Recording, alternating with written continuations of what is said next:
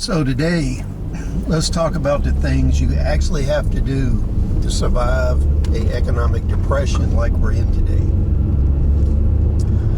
In my area, the COVID's ramping up. The last 3 days, each day set a record for amount of new cases. Normally, we'd have about 1,000 cases a day. Now we're getting over 6,000 cases a day. Naturally, that's going to lead to additional lockdowns and restrictions. And it doesn't really matter whether you think it's real or not. All you got to do is look at the death toll and you can tell it's real. So these are the things you got to do to survive the economic collapse. Number one, you have to figure out a way to cut expenses.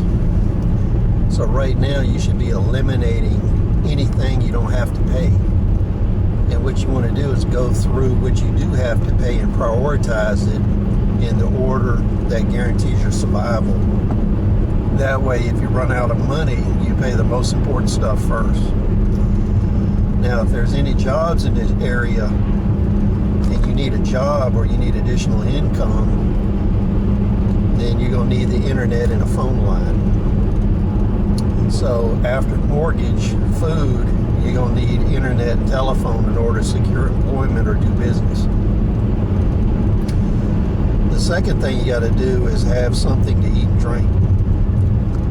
So you need storage food if you can afford to get it, and you can get cheaper storage food. You can take canned soup and mix it with rice, pasta. You can take canned vegetables, canned meat, mix it together, then mix it with rice or pasta. You can do all kinds of food mixing on the low-end cost food items. So if you don't have money, that's what you should concentrate on. The next thing you should concentrate on if you don't have money is locating food banks, churches that supply food. Take advantage of it. Then what you want to look at is growing food, producing food. It doesn't matter which size place you have or how much room you have, you can produce something. You can go to the grocery store and you can buy potatoes and sweet potatoes and you can produce that food. So 10 pounds of potatoes at the grocery store will produce you 100 or 200 pounds of potatoes. So think about these things. Now, food production takes a lot of work.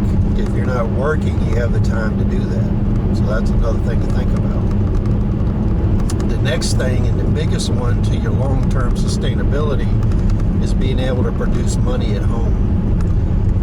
If you're in an area where you have zoning regulations or homeowners association regulations against working at home, you're either going to have to ignore that, or you're going to have to get in an area where you're allowed to do that.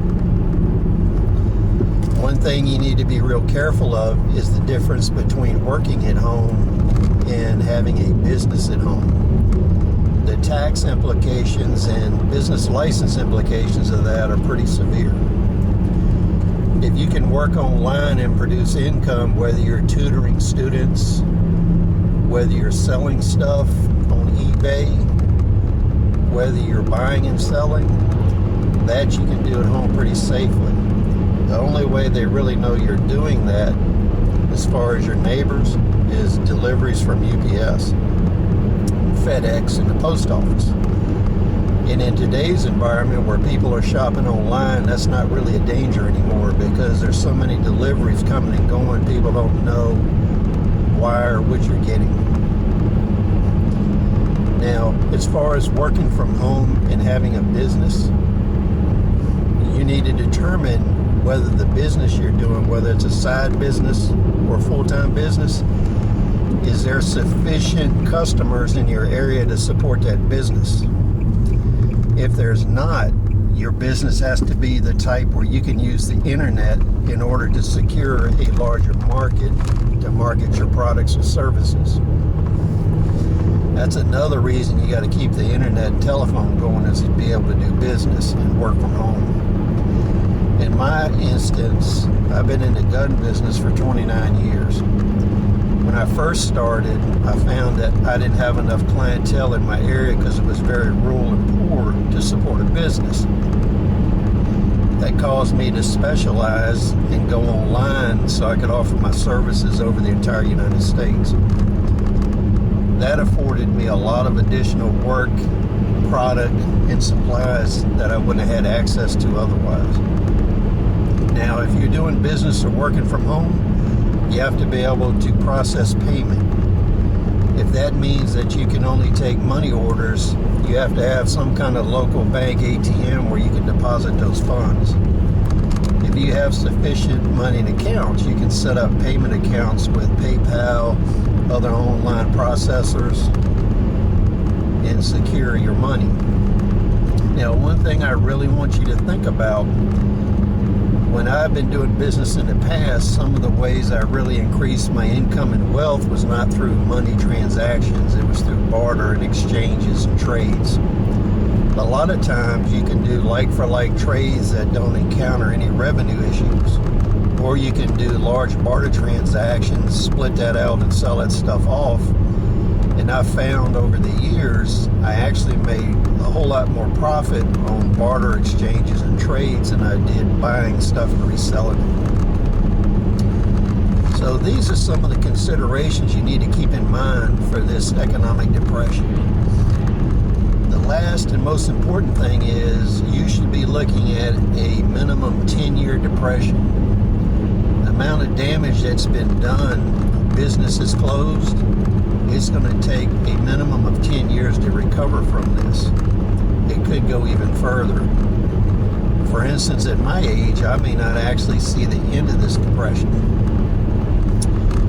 It may be your children that see the end of this depression. We don't really know how long this is going to go, whether there's going to be additional bio issues.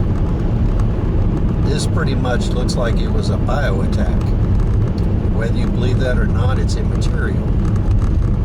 So the conditions are here. They're not going away. If this situation gets under control, then the next thing to think about is if this truly was a bio attack and not natural, there'll probably be a follow-up attack. This will increase the damage and duration of this event. So this is another thing to think about. So please add your thoughts below. Rate, comment, subscribe. Please share this on Instagram, Facebook, anywhere else that you go. We appreciate you watching. We'll see you on the next video.